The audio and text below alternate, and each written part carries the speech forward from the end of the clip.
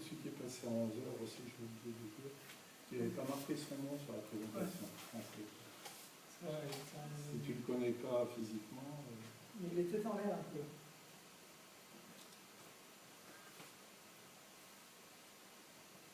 Alors, je vais juste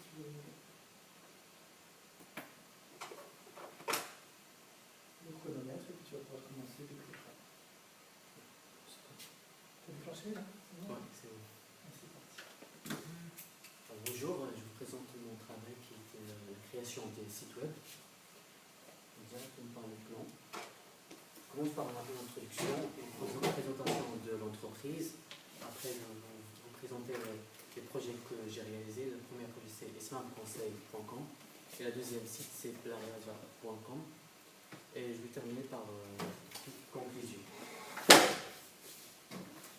Alors, l'introduction, dans le cadre de la licence professionnelle administrateur de parc informatique, j'ai effectué un stage de longue durée au sein du cabinet Islam en tant que développeur web.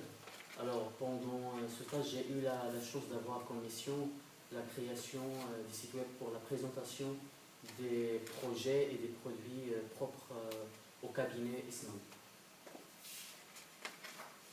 Alors, Islam Conseil est un cabinet de conseil immobilier dédié aux personnes désirant investir à l'immobilier neuf au Maroc.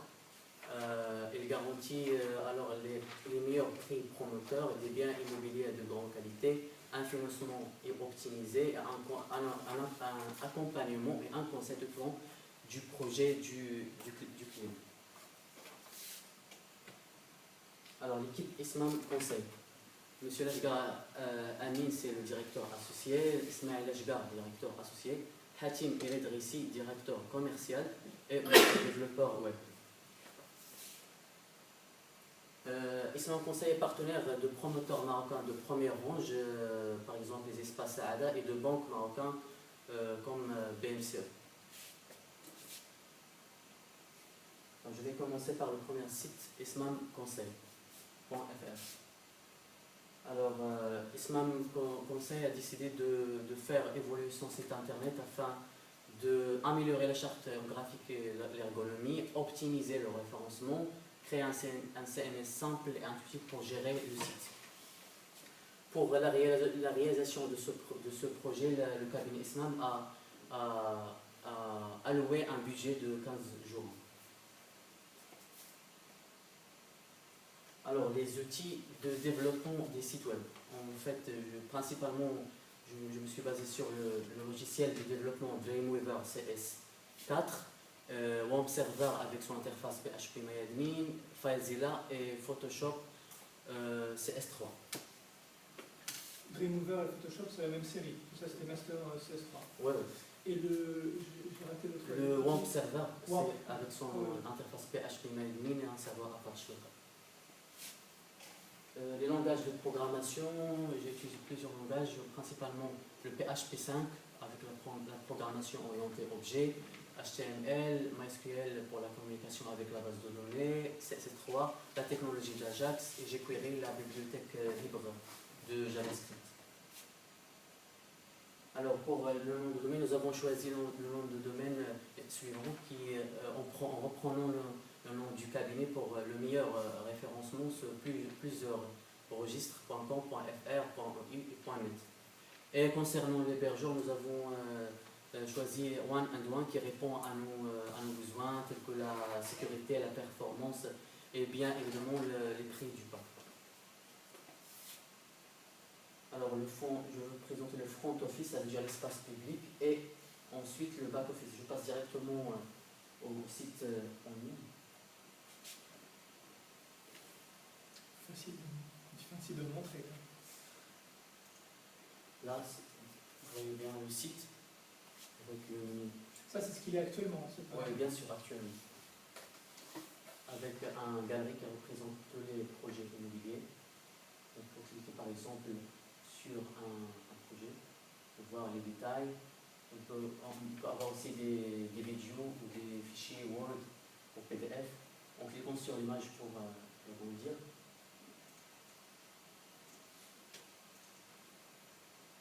Et un page contact pour des renseignements, pour contacter le cabinet intégré un carte Google Maps pour que le panneau soit facilement joignable. Alors je passe à l'administrateur, le CMS, ça veut dire le système de gestion de contenu que j'ai développé moi-même, qui est admin. Bien sûr, si vous voulez que le mot de passe.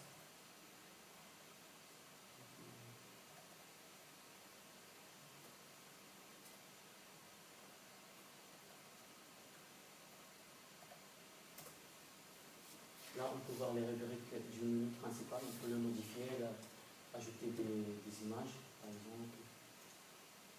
Ce back-office, il était proposé par One-to-One ou c'est quelque chose que tu as installé toi? Non, c'est moi qui l'ai développé. Tu as développé l'administration. Oui, tout.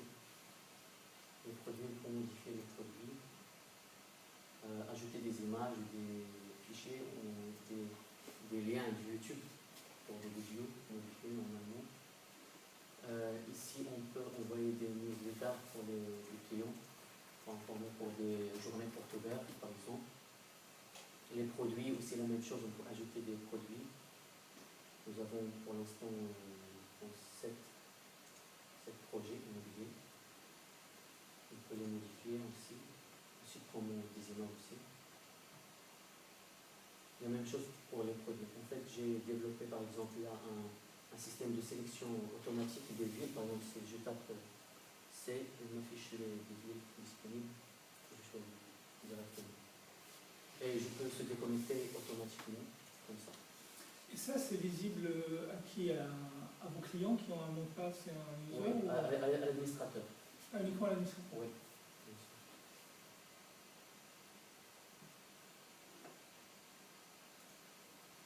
Alors, je passe.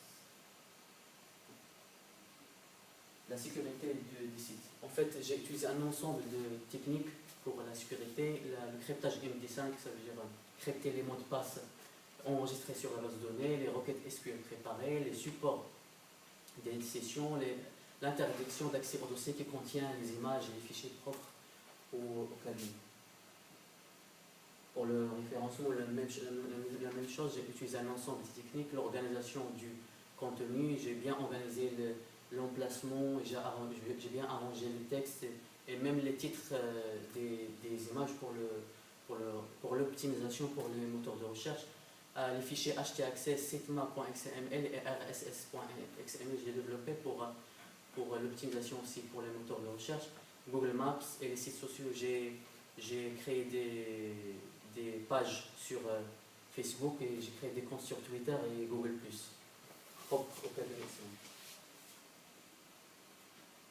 Alors, je passe directement au deuxième projet, blariba.com. Alors, Blariba est une plateforme web d'investissement immobilier collectif à destination des particuliers. En fait, il a pour but de réunir un groupe d'investisseurs homogènes autour d'un projet qui répond à leurs attentes, accéder à la propriété à des prix raisonnables en évitant les marges des promoteurs immobiliers. Pour le budget, il m'a alloué un budget, le cabinet Islam m'a alloué un budget de 25 jours pour la réalisation de ce projet. Alors, ce schéma représente les étapes que le client doit suivre avant de participer dans un projet. Il doit créer un compte, activer le compte par un mail de confirmation, se connecter et il peut participer si la durée du projet est toujours valide.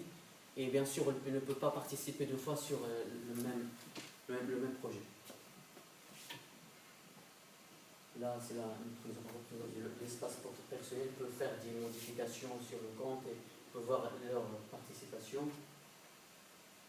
Et la gestion des participants, ça veut dire c'est le CMS. Je passe directement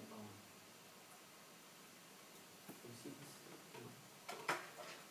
Là, comme vous voyez là, c'est la présentation directe. Pour l'instant, nous avons un seul projet, c'est Bouscola Berger. Le client peut voir les détails du projet,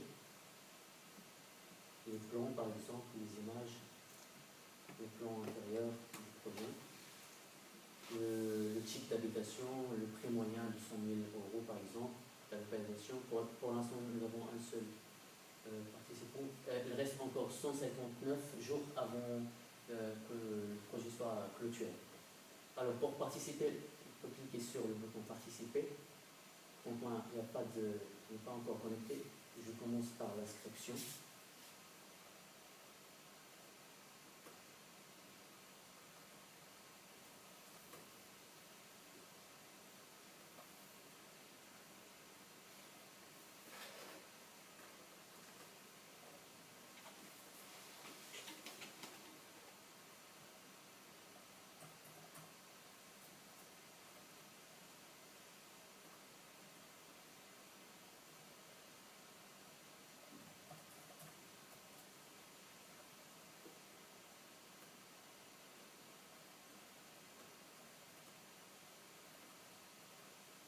Il n'est pas confirmé le mot de passe.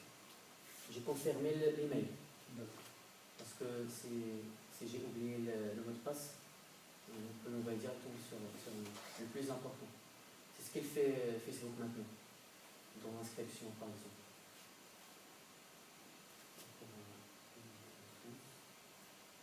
C'est pas, on peut avoir l'impression d'avoir tapé un mot de passe, en fait on s'est trompé et on Bah, part du principe que statistiquement on ne se trompe pas deux fois au même endroit. Quoi. Souvent, souvent on demande 2 fois le mot de passe. C'est vrai que si tu as donné 2 fois ton email, on peut.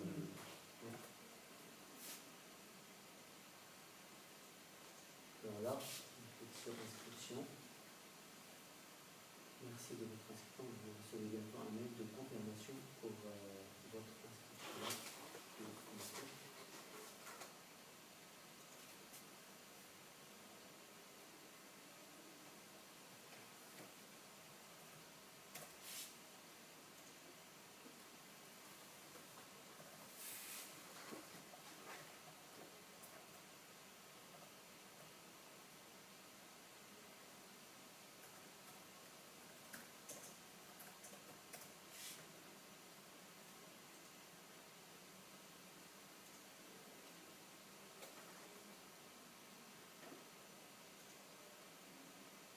L'activation. Cliquons sur le lien d'activation. Après, activation avec succès. Maintenant, je peux commencer.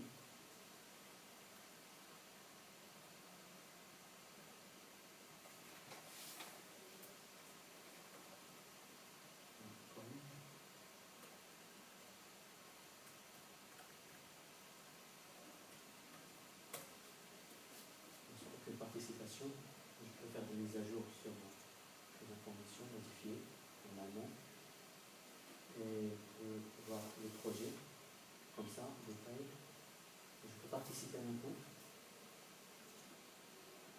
Merci pour votre participation. Je peux voir le projet et je peux le quitter si je veux. Juste une question là, je vais regarder pour tout à l'heure, mais pour que je comprenne bien. Ça veut dire quoi une participation? Ça veut dire qu'on Ah oui, oui.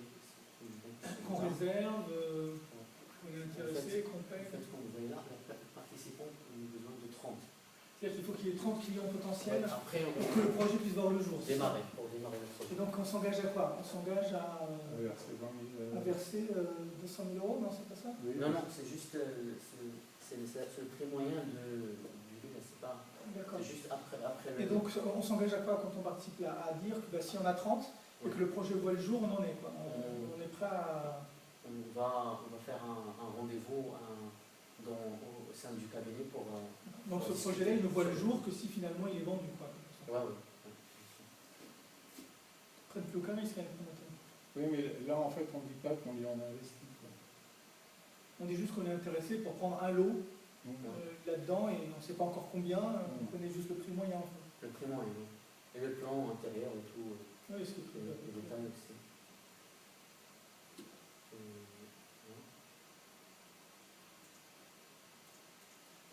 C'est la gestion des participations.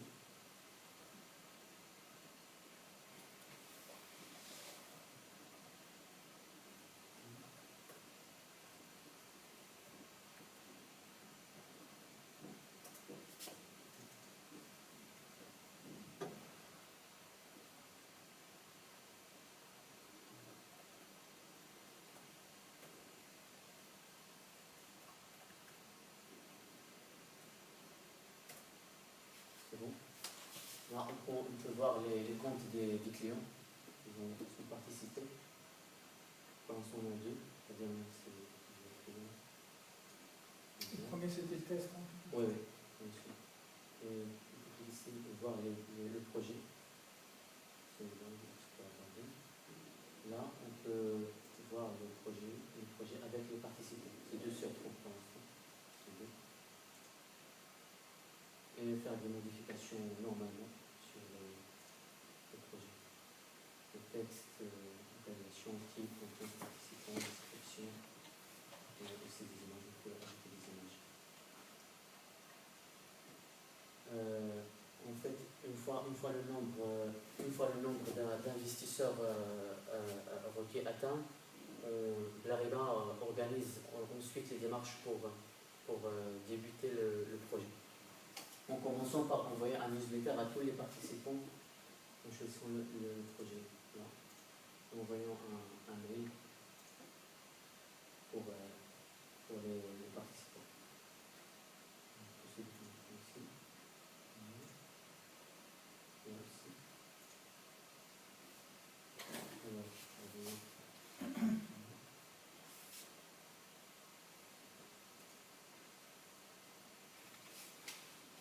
Un exemple de code source d'une classe orientée objet que j'ai créée, c'est classe fichier qui gère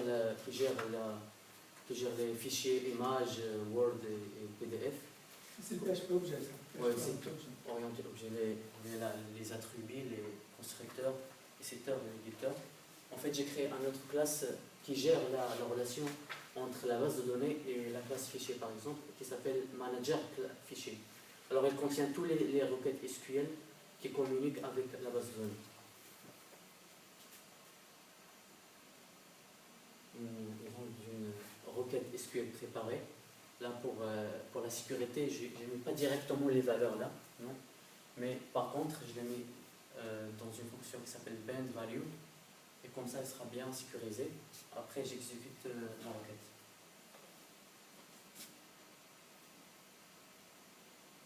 C'est une manière de faire des attributs privés en quelque sorte. Oui.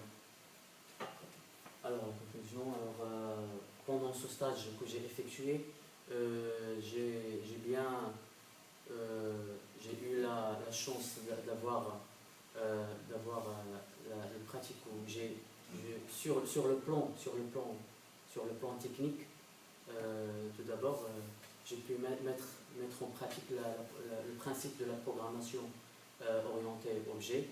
Et concernant le métier de l'immobilier, ce stage m'a permis de découvrir le domaine de l'immobilier en représentant à nos clients des services et des renseignements pour tout achat immobilier. Nous avons organisé aussi des journées portes ouvertes au sein du cabinet, dont une nous avons vendu, si je me rappelle bien, 20 appartements économiques et moyens standing.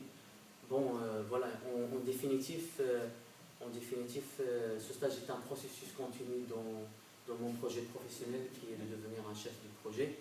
Et bon, voilà, j'ai fini. Merci pour votre attention.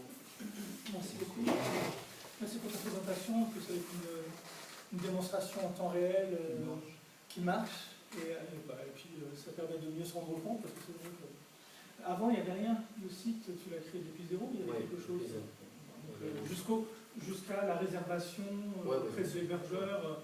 Donc c'est facile de savoir ce qui a été fait comme ça, comme il n'y avait rien avant. Alors quelques questions. Alors d'abord, le fait d'être dans une petite structure, comment tu as pu travailler? C'est-à-dire que j'imagine que dans les noms que tu nous as cités, il n'y avait pas d'informaticien, donc tu n'étais pas encadré. Donc tu as dû travailler en autonomie. Tu as fonctionné comment? Uniquement avec l'aide ce que tu pouvais trouver sur Internet? Il y a des choses qu'on a vues, mais il y a des choses qu'on n'a pas vues. En fait, je maîtrise tous les langages de programmation, PHP5, HTML, CSS, tout ça. J'ai pas de problème côté programmation. En fait, le problème, c'est juste au début le cahier de charge. Alors, c'était ma deuxième question, c'est le cahier de charge, tu l'as écrit toi ou vous en avez discuté? Comment vous êtes organisé? Nous avons discuté ensemble. Vous avez quoi? Ils t'ont montré des schémas, vous avez fait l'objectif, la présentation de leur projet immobilier, le référencement sur le web pour avoir des nouvelles clients, et un système de newsletter pour envoyer des newsletters pour informer. Donc ça, c'était ce qu'il y avait comme clause à minima, il fallait qu'il y ait au moins ça comme fonctionnalité. Mais au niveau graphique, de la charte, du positionnement, de ce que vous voulez voir... En fait, il y avait le logo. D'accord. Alors, c'est comme vous voyez, il est basé sur les couleurs terreuses de logo. Donc c'était ça la contrainte que tu avais au niveau de la charte graphique. Tout le reste, d'accord. Est-ce que tu peux revenir sur le transparent où tu parles de tes outils et des langages? Donc déjà, j'ai bien aimé parce que on n'a pas besoin de te poser la question. Tu dis avec quoi tu as travaillé, les plateformes? Celle d'avant, puis après on viendra à celle-là. Voilà. Le choix de ces outils, il y avait des contraintes? C'était des outils dont tu disposais déjà ou tu as choisi ceux-là, tu n'avais absolument aucune Ils sont déjà installés sur mon PC. Sur le tien? Oui, déjà. Donc finalement, tu as travaillé avec la suite CS Master 3 parce que tu l'avais? Oui, bien sûr. D'accord. En fait, le Photoshop c'est S3 et Dreamweaver c'est S4. D'accord. Et WAMP, c'est ce que tu l'avais installé parce que tu avais besoin d'un serveur. Local. Et c'est quoi? C'est local pour faire des tests? Parce qu'ensuite, sinon, tout était hébergé chez One and One. Après, et FileZilla, c'est pour passer sur One and One. Un client FTP pour. One and One propose un client FTP, non? Oui. Et ils ont des modules comme ça? Des modules d'FTP? Ils ont des modules de CMS, par exemple, chez One and One, il y a Joomla déjà, par exemple, qui est déjà fait. Oui, mais... Et ça, c'est un choix que tu n'as pas fait, parce qu'il y a beaucoup de choses que tu as réinventées, en fait, qui existent déjà sous Joomla sous forme de modules. Hein. Moi, c'était pour rendre service, j'ai créé un site, et il y avait... Au début, je voulais installer ces outils-là, et finalement, ils sont déjà... En fait, mon but, c'est de maîtriser la programmation en PHP 5, parce qu'après... D'accord, donc tu avais fait un choix aussi de dire... Oui, parce qu'après, je vais maîtriser les frameworks. Zen des Symfony 2. Il se base sur tu as besoin de PHP orienté objet pour ça. Et tu n'as pas encore intégré Zen là? Non. Maintenant, regardons les langages. Alors pareil, on a bien compris que tu as choisi les langages parce que tu les maîtrisais. Alors c'était bien de nous parler de ça. Par contre, ce qui aurait été intéressant, parce que bon, on n'est pas tous des spécialistes du développement web, c'est de nous préciser les périmètres, c'est-à-dire à quoi sert chaque chose. Et puis montrer que c'est bien une suite collaborative de logiciels en fait, de programmation. Est-ce que tu peux rapidement nous dire, voilà, ça sert à faire ça dans un site web, ça sert à faire ça? Alors tout d'abord, j'ai commencé par le HTML5 et CSS3 pour construire le squelette du site. Donc le CSS, c'est pour le style?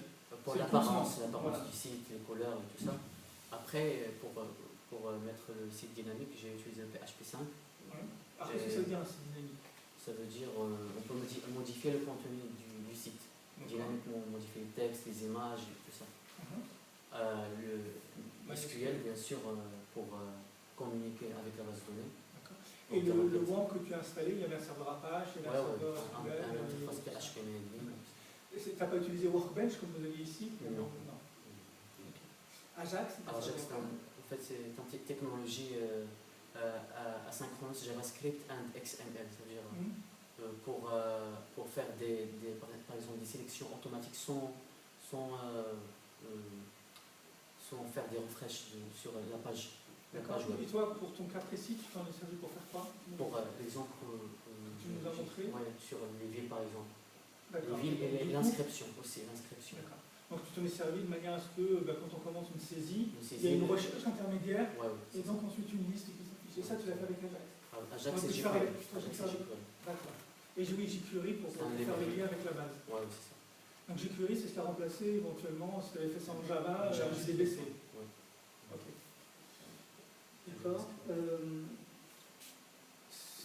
Et tu es content si tu devais refaire le choix? Est-ce qu'il y a des logiciels et des outils que tu changerais Oui, mais je vais utiliser maintenant le framework Symfony 2 et Zen pour les prochaines. Et tu l'avais déjà fait parce que tu ne connaissais pas encore? Oui, je ne connaissais pas encore. Mais maintenant je maîtrise bien le PHP 5 et maintenant je peux. Et Zen et Symfony sont compatibles avec d'autres SMS, d'autres CMS?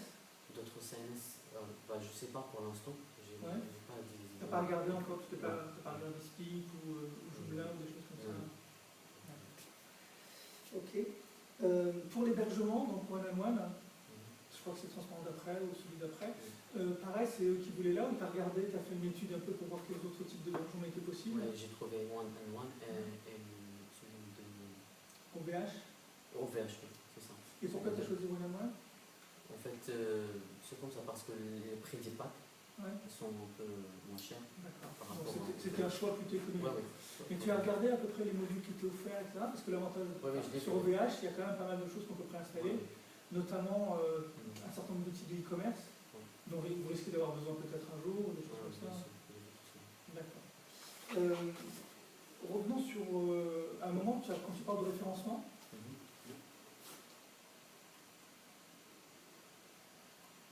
Voilà. Alors je comprends l'organisation du contenu, notamment le fait d'avoir un sitemap, d'avoir un fil d'Ariane. Ça, j'ai vu que ça n'avait pas sur ton site. C'est des choses qui se font de plus en plus. Quand tu vas sur un site, tu vois, il y a ce qu'on appelle un fil d'Ariane. Alors j'ai oublié le terme en anglais, mais ça va venir. Peu importe. Et tu sais toujours où tourner dans le site.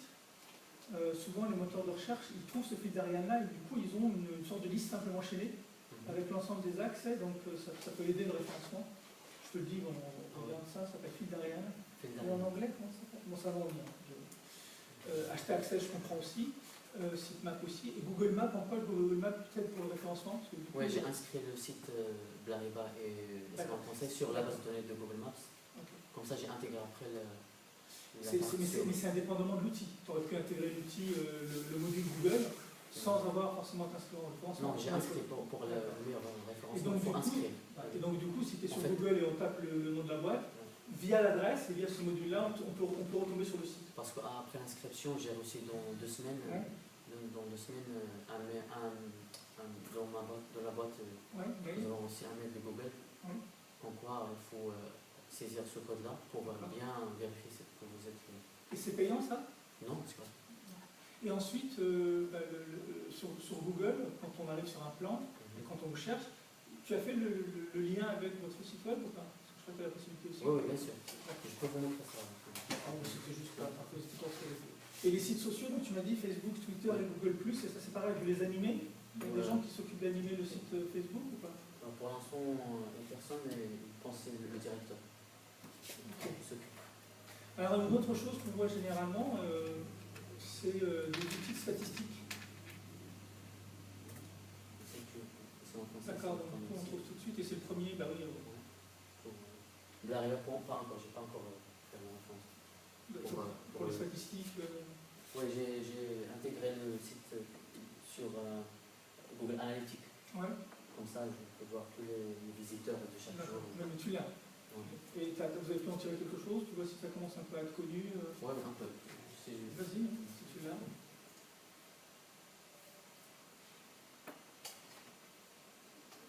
Tu as commencé ton stage quand? Au début de mars. Ça fait 6 mois, je pense. Et tu as fini quand? Fin juin. D'accord. Et le site là, il est en production? Oui, parce qu'on l'a vu. Et il y a quelqu'un qui est en charge de... Tu as formé les gens pour maintenir ou pour... En fait, comme vous voyez, c'est simple. Ouais. Donc il y a quasiment que là à faire. C'est simple.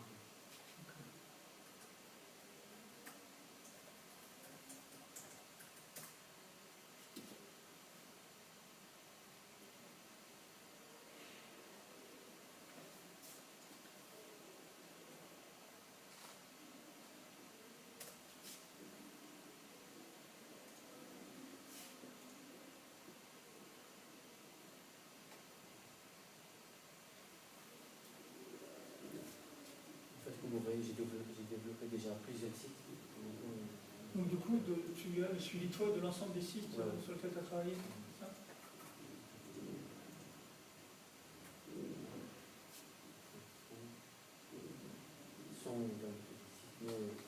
Depuis quand, c'est ça? Depuis le 4. Donc le mois d'août en fait. Oui, il fait à J-30. Ouais.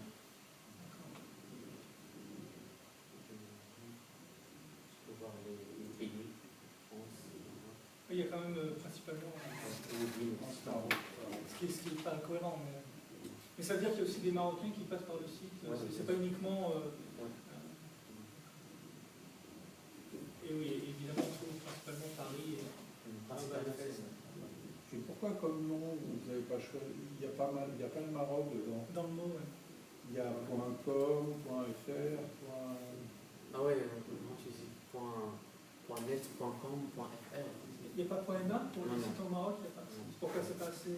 Parce que c'est dit aux clients de. Ah, c'est one and one. One and one qui ne permet pas de. Ah oui, oui, one and one. Il faut réserver. Non. L'hébergeur n'a pas pris de. D'accord, gère pas ça. ça ne permet pas de le faire. Ouais. Il ne gère pas forcément tout le temps les choses dans des pays spécifiques. Et pour Blariban, nous avons réservé le .com, .net, .fr, .info et .org. Point EU, j'ai dit non. Le .eu, oui, pour l'Europe. D'accord. Et donc pour la suite, toi ce projet est fini, tu as travaillé avec eux. Et pour l'année prochaine? J'ai une inscription à l'école SGI. Ouais. Je cherche encore Une entreprise, son apprentissage. Ouais. Ok, très bien. Ben écoute, si on va développer sans doute un enseignement autour du web, si ça t'intéresse de nous donner un petit coup de main, parce qu'il y a 2-3 outils qui peuvent être intéressants à transférer, et puis tu as l'air de maîtriser. Donc et puis ils se reconnaissent plus facilement dans quelqu'un qui vient de l'information, ça montre que c'est possible, quoi. Donc on en reparlera, tu me diras ce que tu fais en fonction du temps que tu as disponible. Ok, si ça t'intéresse. Oui, bien sûr. Écoute, merci beaucoup. Je ne sais pas si tu as d'autres remarques. Tu m'enverras la présentation, elle est déjà copiée là? Oui. D'accord, très bien. On va demander, oui, juste déconnecte-toi de tout pour être sûr qu'il ne reste rien. Parce qu'en plus, il l'a fait à partir de l'ordinateur qu'on lui fournissait. C'est-à-dire que c'est sans trucage, si je peux dire, enfin, ça, avec rien dans les mots. Et ça marche.